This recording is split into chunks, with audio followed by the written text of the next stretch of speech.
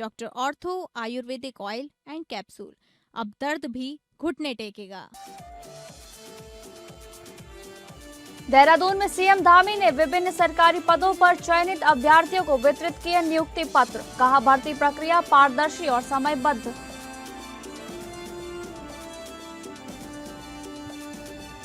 चंपावत में एसआईआर पर सक्रिय प्रशासन। जिलाधिकारी ने कहा, कोई मतदाता न छूटे। राजनीतिक दलों संघ की अहम बैठक। देहरादून में समाधान दिवस की पहल। हर सोमवार होगा समाधान दिवस। शिकायतें ऑनलाइन ट्रैक होंगी। भूमि विवाद निपटारे के लिए बनेगा हाई लेवल विशेष सेल। मसूरी में गैर कानूनी तरीके से बन रहे हैं होटल। आवास का नक्शा पास कराकर बनाए जा रहे हैं होटल और लॉज। सख्त दिशा निर्देश के बावजूद गड़बड़ झाला जारी।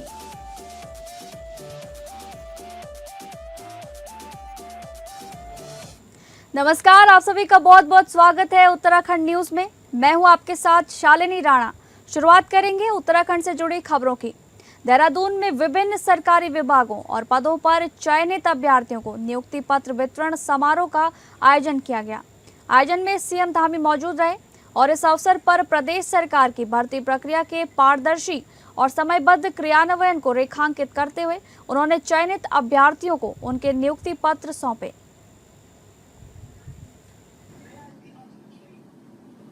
आज ऐसे दिन आप सभी को ये नियुक्ति पत्र प्राप्त हो रहा है जिस दिन हमारे देश के अंदर आदरणीय प्रधानमंत्री नरेंद्र मोदी जी का एक आज़ाद भारत में रिकॉर्ड बन रहा है कि वो भारत के ऐसे प्रधानमंत्री हैं जो सबसे लंबे समय तक निर्वाचित रहने वाले प्रधानमंत्री के रूप में आज उनका कार्यकाल सारे रिकॉर्डों को पीछे छोड़ रहा है। इसलिए इस विशेष दिन की भी मैं आप सबको बधाई देता हूँ।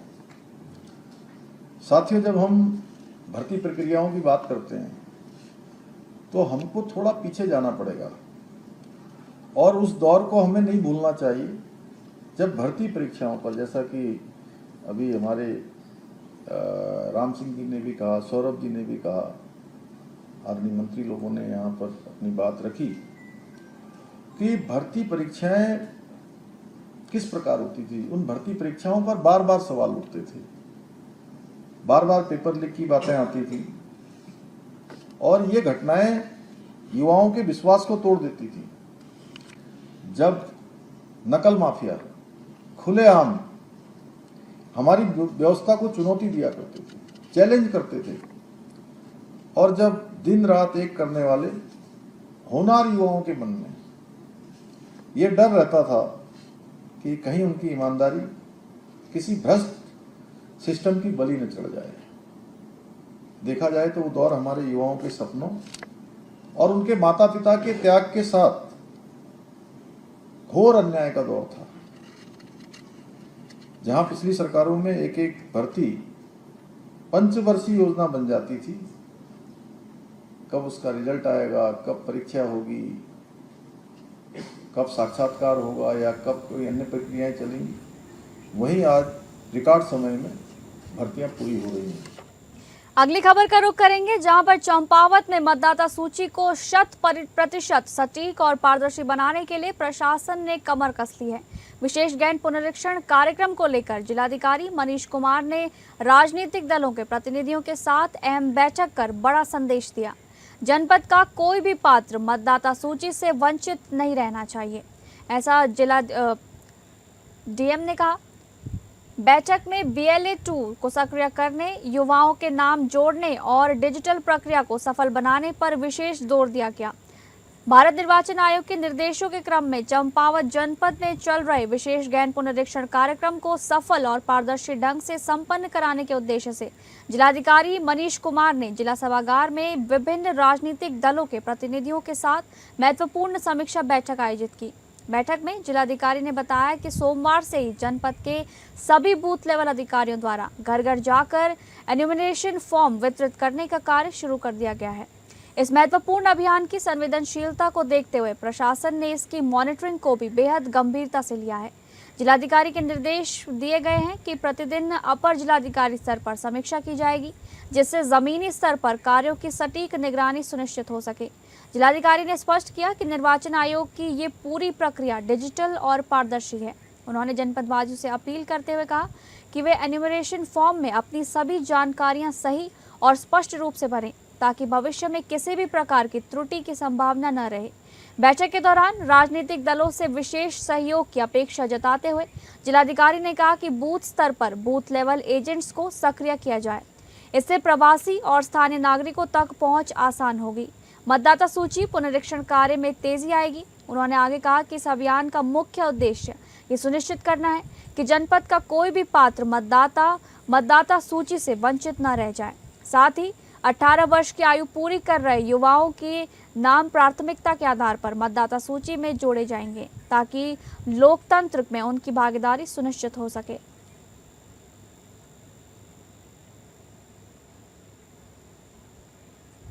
अगली खबर, चंपावत में नवगठित नगर पंचायत पार्टी में आज लोकतंत्र का सबसे बड़ा उत्सव पूरे जोश, उत्साह और उमंग के साथ शुरू हो गया है।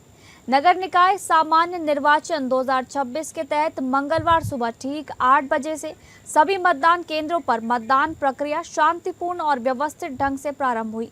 पहली बार नगर पंचायत चुनाव होने के कारण क्षेत्र वासियों में भारी उत्साह देखने को मिल रहा है। पार्टी के पहले ऐतिहासिक चुनाव में युवाओं का जबरदस्त जोश देखने को मिला, जहां मोनकांडा निवासी युवा मतदाता चाहत मौनी ने सबसे पहले मतदान कर लोकतंत्र के इस महापर्व में अपनी भागीदारी निभाई। पहली बार वोट डालने के बाद उनके चेहरे पर खुशी, गर्व और अपने क्षेत्र के भविष्य को लेकर उत्साह साफ नजर आया। सुबह से ही मतदान केंद्रों पर मतदाताओं की लंबी कतारें देखने को मिली, जहां बुजुर्ग, महिलाएं और पहली बार मतदान कर रहे युवाओं में पूरा उत्साह देखा गया। अपने मताधिकार का प्रयोग करने पहुंच रहे लोगों में काफी उत्साह देखने को मिला।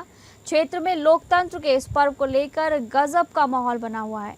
जिलाधिकारी मनीष कुमार ने बताया कि निष्पक्ष, सुरक्षित और शांतिपूर्ण मतदान सुनिश्चित करने के लिए प्रशासन द्वारा सभी आवश्यक सुरक्षा व्यवस्थाएं की गई हैं, जिससे मतदाता बिना किसी परेशानी के अपने मताधिकार का प्रयोग कर सकें। पहला वोट डालने वाली चाहत मौनी ने क्षेत्रवासियों से 100% मतदान की अपील करते हुए कहा कि हमारा एक वोट क्षेत्र के विकास और उज्जवल भविष्य की नींव रखता है। सभी लोग घरों से निकले और लोकतंत्र के इस महापर्व में बढ़ चढ़ कर हिस्सा लें।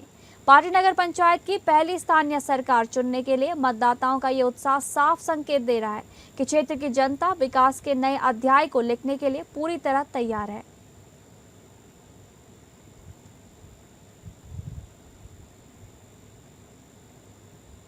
अगली खबर देहरादून से है, जहां पर जन समस्याओं के त्वरित समाधान के लिए अब हर सोमवार को जनता दरबार यानी कि समाधान दिवस के रूप में ये कार्यक्रम आयोजित होगा। जिलाधिकारी डॉक्टर आशीष चौहान ने बताया कि सभी शिकायतें मुख्यमंत्री हेल्पलाइन पोर्टल पर ऑनलाइन दर्ज होंगी ताकि ट्रैकिंग और समयबद्ध निस्तारण हो सके। ऋषिपर्णा सभागार में आयोजित समाधान दिवस में 132 लोगों ने शिकायतें रखी। अधिकांश मामले भूमि विवाद, ऋण माफी, आर्थिक सहायता, सड़क और पैदल पुलिया से जुड़े थे। भूमि विवादों की अधिकता को देखते हुए डीएम ने जनपद स्तर पर हाई लेवल विशेष सेल बनाने के निर्देश दिए, जो सीमांकन, कब्जा, अतिक्रमण और राजस्व मामलों का फास्ट ट्रैक निस्तारण करेगा। स्वास्थ्य क्षेत्र में डीएम ने सीएमओ को दूरस्थ गांवों की गर्भवती महिलाओं का डेटा बनाकर नियमित निगरानी और हाई रिस्क केस को अस्पताल में भर्ती कराने को कहा। अस्पतालों में टोकन व्यवस्था लागू करने के भी निर्देश दिए गए हैं। समाधान दिवस में 89 वर्षीय पूर्व सैनिक राधेश्याम और बुजुर्ग भरत भूषण मित्तल की शिकायत पर पुलिस और एसडीएम को त्वरित कार्रवाई के आदेश दिए गए। फसल क्षति, आर्थिक सहायता, एम्बुलेंस सेवा और इलेक्ट्रिक बस सेवा के प्रस्तावों पर भी संबंधित विभागों को कार्रवाई के निर्देश दिए गए। डीएम ने कहा कि लापरवाही बर्दाश्त नहीं होगी। लगभग 130 शिकायतों को आज सुना गया और इसे समस्या समाधान दिवस के तौर पे जब हम उनकी समस्याएं सुन रहे हैं तो उसमें जो महत्वपूर्ण पार्ट है वो ये कि जिन जिन शिकायतों को हम सीएम हेल्पलाइन में जो डिमांड के फॉर्म में नहीं है और जिन्हें हम सीएम हेल्पलाइन में डाल सकते हैं वो उनमें डालेंगे ताकि डिजिटाइज फॉर्म में वो कंटिन्यूसली मॉनिटर हो सके और हम उन्हें ट्रेस कर सकें और डिस्पोज ऑफ करते टाइम सिस्टमेटिक अप्रोच फॉलो की जा सके। एक तो ये इम्पॉर्टेंट पार्ट है। और अगर हम बात करें इन 130 शिकायतों की तो उसमें मल्टीपल डिस्प्यूट्स जो हैं वो लैंड रिलेटेड थे या रेंटल उसके थे। तो इस संबंध में मैंने एक पर्टिकुलर सेल बनाने के लिए डायरेक्शंस दिए हैं एडीएम साहब को और सीडीओ साहब को। अगली खबर, चंपावत में जनता की समस्याओं के समाधान को लेकर जिला प्रशासन पूरी तरह एक्टिव मोड में नजर आया। जिलाधिकारी मनीष कुमार की अध्यक्षता में आयोजित जनता मिलन कार्यक्रम में जिले के अलग अलग हिस्सों से पहुंचे लोगों ने अपनी समस्याएं प्रशासन के सामने रखी। खास बात ये रही कि कुल 88 शिकायतों में से अधिकांश का मौके पर ही समाधान कर दिया गया, जबकि बाकी मामलों में अधिकारियों को तय समय सीमा के भीतर कार्रवाई के निर्देश दिए गए।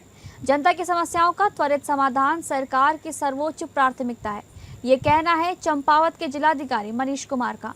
मुख्यमंत्री पुष्कर सिंह धामी के निर्देशों के क्रम में सोमवार को कलेक्ट्रेट सभागार में आयोजित जनता मिलन कार्यक्रम में आमजन की समस्याओं को गंभीरता से सुना गया और तत्काल समाधान की दिशा में प्रभावी कदम उठाए गए।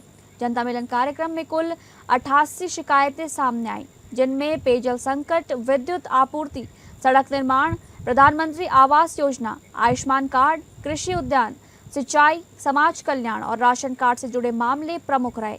जिलाधिकारी ने साफ कहा कि किसी भी नागरिक को अपनी समस्या के समाधान के लिए सरकारी कार्यालयों के चक्कर नहीं काटने पड़ेंगे और शिकायतों का गुणवत्तापूर्ण निस्तारण प्राथमिकता से सुनिश्चित किया जाएगा। कार्यक्रम के दौरान ग्राम चूराखर्क के गांव ग्रामीणों ने जंगली जानवरों से फसलों की सुरक्षा के लिए चेन लिंक फेंसिंग की मांग उठाई, जिस पर जिलाधिकारी ने कृषि विभाग को प्रस्ताव तैयार करने के निर्देश दिए। मुख्यमंत्री जी के दिशा निर्देशों के क्रम में और उनके मार्गदर्शन से जो जनपद में यहाँ पे प्रत्येक सोमवार को जनता दर्शन का कार्यक्रम आयोजित किया जाता है, इसमें विभिन्न प्रकार के कार्य जो बहुआयामी कार्य होते हैं या जिनमें एक से अन्य विभागों के समन्वय की आवश्यकता होती है, उन सभी पे यहाँ के सम्मानित नागरिक जो हैं वो अपने इश्यूज़ को जो है वो हमारे समक्ष रखते हैं और सभी अधिकारियों के द्वारा पूरी तन्मयता से उसको जो कार्य समक्ष में आते हैं उनकी पूर्ति के लिए जो है उसमें कार्यवाही भी की जाती है। इसके साथ साथ ही जो जनता मिलन में हमें मांग प्राप्त होती है, जैसे सड़कों की मांग है। रुद्रपुर के ट्रांजिट कैंप स्थित श्री राधा गोविंद मंदिर परिसर में आयोजित महापौर जनता के द्वार अभियान के तहत बहुउद्देश्य शिविर और जनता दरबार में सैकड़ों लोगों की समस्याओं का समाधान किया गया। महापौर विकास शर्मा ने स्वयं अधिकारियों के साथ बैठकर जनता की शिकायतें सुनी और कई मामलों का मौके पर ही निस्तारण कराया। कार्यक्रम के साथ पीएम स्वनिधि योजना का जिला स्तरीय विशेष कैंप भी लगाया गया, जिसमें 70 से अधिक स्ट्रीट वेंडर्स ने आवेदन किए। शिविर में नगर निगम, विद्युत, जल संस्थान, समाज कल्याण, श्रम विभाग और आयुष्मान योजना समेत कई विभागों ने स्टॉल लगाकर लोगों को सेवाएं प्रदान की। जनता दरबार में पेयजल, बिजली, सफाई, पेंशन, राशन कार्ड और आवास योजना से जुड़ी समस्याएं प्रमुख रूप से सामने आई। अमृत योजना का लाभ नहीं मिलने की शिकायतों पर महापौर ने नाराजगी जताते हुए अधिकारियों को तत्काल सुधार के निर्देश दिए। महापौर विकास शर्मा ने कहा कि सरकार की योजनाओं का लाभ अंतिम व्यक्ति तक पहुंचाना उनकी प्राथमिकता है और भविष्य में भी सभी वार्डों में ऐसे शिविर आयोजित किए जाएंगे। माननीय मुख्यमंत्री श्री पुष्कर सिंह धामी जी के आह्वान पर हम लोग निरंतर जनता के बीच में जा रहे हैं। हमारे प्रधानमंत्री श्री नरेंद्र मोदी जी का अपना कार्यकाल करते हुए 12 साल पूर्ण हो चुके हैं और हमारा ये अभियान निरंतर चल रहा है। आज हमारे जो नगर निगम के विभाग हैं उनके साथ यहाँ जिले के, चाहे वो समाज कल्याण हो, श्रम विभाग हो, आंगनवाड़ी हो, बाल विकास हो, विद्युत विभाग हो, जल संस्थान हो, सारे विभागों को लेकर राजस्व विभाग है, हम उनके साथ आज यहाँ हमने कैंप लगाया है। आप देख रहे हैं सुबह से लोग यहाँ आ रहे हैं, मौके पर उनकी समस्याओं का समाधान कर रहे हैं, यहीं से उनको एंड टू एंड सर्टिफिकेट भी जारी कर रहे हैं और जो भी उनकी मूलभूत सुविधाएं हैं उन तक पहुंचाने का हम प्रयास करें। सन 1996 में सर्वोच्च न्यायालय ने मसूरी में व्यावसायिक और संस्थागत निर्माण कार्यों पर प्रतिबंध लगा दिया था। इस प्रतिबंध का मुख्य कारण घटती पर्यावरणीय क्षमता और अनियंत्रित निर्माण के कारण बढ़ते भूस्खलन के खतरे को रोकना था। लेकिन इस आदेश के तहत मसूरी के कुछ विशेष क्षेत्रों को चिन्हित किया गया था, जहां होटल या किसी भी संस्थागत ढांचे के निर्माण पर पूरी तरह पाबंदी लगा दी गई थी। इन नियमों का पालन कराने के लिए मसूरी देहरादून विकास प्राधिकरण को नोडल एजेंसी बनाया गया है। ये बिना अनुमति या अवैध रूप से हो रहे व्यावसायिक निर्माण को रोकने और उसे सील करने की कार्रवाई करता है। हाल ही के वर्षों में एनजीटी ने मसूरी की वहन क्षमता का अध्ययन कराकर निर्माण गतिविधियों को नियंत्रित करने और अवैध निर्माण पर रोक लगाने के लिए सख्त दिशा निर्देश भी जारी किए हैं। लेकिन इसके बावजूद मसूरी में होटल होम स्टे और गेस्ट हाउस की संख्या लगातार बढ़ती जा रही है। आजकल एक नया चलन देखने को मिल रहा है। लोग आवास या उपयोग के लिए नक्शा स्वीकृत करवाते हैं और बाद में फॉर विलास का बोर्ड लगाकर वहां व्यावसायिक गतिविधियां चलाने लगते हैं। मसूरी देहरादून विकास प्राधिकरण इन कार्यों पर रोक लगाने में पूरी तरह विफल रहा है। मसूरी का शायद ही कोई ऐसा क्षेत्र बचा हो जहां आवासीय नक्शा पास कराकर व्यावसायिक गतिविधियां न चल रही हों। इसके लिए कहीं न कहीं पर्यटन विभाग भी जिम्मेदार माना जाता है। विभाग द्वारा होटल या गेस्ट हाउस चलाने के लाइसेंस जारी कर दिए जाते हैं, जिसके बाद लगातार 10 से 15 कमरों वाले होटल बनते जा रहे हैं। इस मामले में उप जिलाधिकारी राहुल आनंद ने स्पष्ट कहा है कि यदि नियमों के विपरीत काम हो रहा है तो सख्त कार्रवाई की जाएगी। उन्होंने बताया कि कुछ लोगों ने आवासीय नक्शे पास कराए थे, लेकिन वहां व्यावसायिक गतिविधियां चल रही थी। ऐसे स्थानों पर कार्रवाई करते हुए सीलिंग के आदेश जारी कर दिए गए हैं। साथ ही अवैध खनन के खिलाफ भी लगातार कार्रवाई हो रही है और शहर के 2 क्षेत्रों में अवैध खनन पर 5 लाख रुपए का जुर्माना लगाया गया है। उन्होंने कहा कि जिन होटलों में पार्किंग की कमी है और जिनकी वजह से शहर में जाम लगता है, उनके खिलाफ भी कार्रवाई की जाएगी। अभी कुछ संज्ञान में हमारे तथ्य आए थे कि जो नक्शा पास हुआ था वो रेजिडेंशियल में जो नियमानुसार पास हुआ था, लेकिन उसमें इनिशियली रेजिडेंशियल को बना करके बाद में उसको कन्वर्ट किया गया है। इसमें से कुछ फाइलों की चालान तो हमारे पास आ गई है। उनके ऊपर हमने कुछ में सीलिंग के ऑर्डर्स भी किए, जिनमें अभी अपील कर दी गई है कमिश्नर सर के कोर्ट में, तो वो अभी पेंडिंग चल रही है। लेकिन उस पर भी हम सीलिंग की कार्रवाई करेंगे, क्योंकि जो भी नक्शा पास हुआ केवल रेजिडेंशियल पर्पसेस के लिए है। और जो अभी इसके बाद अन्य भी एक पूरी अभियान चला के हम करेंगे कि मसूरी में जितने भी ऐसे नक्शे पास हुए हैं या जिस तरह के होटल्स हैं जिनमें पार्किंग नहीं है, उनके ऊपर स्पेशल कार्रवाई की जाए, क्योंकि उनकी वजह से ही जाम की समस्या भी जो पूरी मसूरी में उत्पन्न है। अगली खबर का रुख करेंगे, जहां पर चंपावत जनपद में फायर सर्विस की त्वरित कार्रवाई ने एक बार फिर बड़ा हादसा होने से बचा लिया। तेजी और मुस्तैदी दिखाते हुए फायर टीम ने 2 अलग-अलग स्थानों पर गिरे विशालकाय पेड़ों को हटाकर जन सुरक्षा सुनिश्चित की। स्कूल परिसर में खतरा बना पेड़ हो या मुख्य सड़क पर बाधित यातायात, हर मोर्चे पर फायर कर्मियों ने तेजी से राहत और बचाव अभियान चलाया।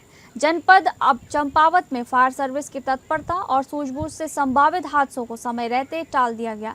पुलिस अधीक्षक चंपावत के निर्देशन में 8 जून को जिले की फायर टीम ने 2 अलग-अलग स्थानों पर राहत एवं बचाव अभियान चलाकर लोगों को बड़ी राहत पहुंचाई। पहली घटना टनकपुर क्षेत्र की है, जहां राजकीय उत्तर माध्यमिक विद्यालय उचोली गोठ परिसर में अचानक एक विशालकाय पेड़ गिर गया। पेड़ गिरने से विद्यालय परिसर में खतरे की स्थिति बन गई, लेकिन सूचना मिलते ही फायर स्टेशन टनकपुर की टीम बिना देरी किए मौके पर पहुंची और वुडन कटर की मदद से पेड़ को काटकर सुरक्षित तरीके से हटा दिया गया। टीम की तत्परता से विद्यालय परिसर को संभावित जोखिम से मुक्त कराया गया।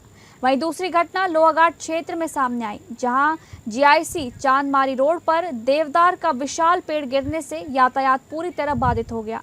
डीसीआर के माध्यम से सूचना मिलने पर फायर स्टेशन लोहाघाट की टीम तुरंत घटनास्थल पर पहुंची और रेस्क्यू अभियान चलाते हुए पेड़ को काटकर सड़क से हटाया गया। इसके बाद मार्ग पर यातायात को फिर से सुचारू किया गया। फायर सर्विस की इस तेज और प्रभावी कार्रवाई से न केवल जन सुरक्षा सुनिश्चित हुई, बल्कि संभावित दुर्घटनाओं को भी समय रहते टाल दिया गया।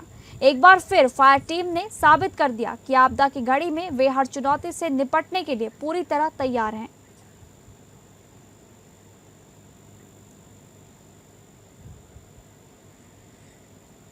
टनकपुर में टनकपुर ओरिएंटेरिंग चैंपियनशिप 2026 का शानदार और सफल आयोजन किया गया।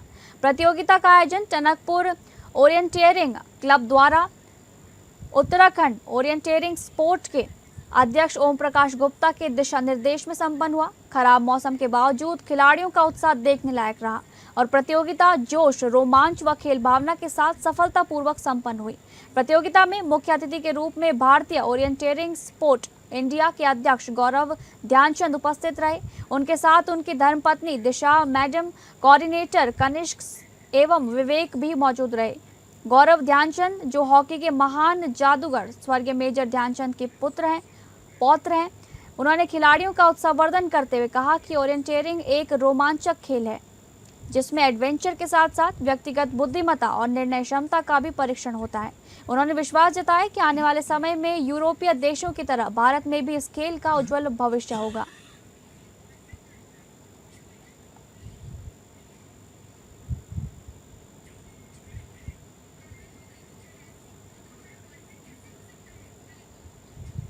फिलहाल उत्तराखंड न्यूज में बस इतना ही। नमस्कार।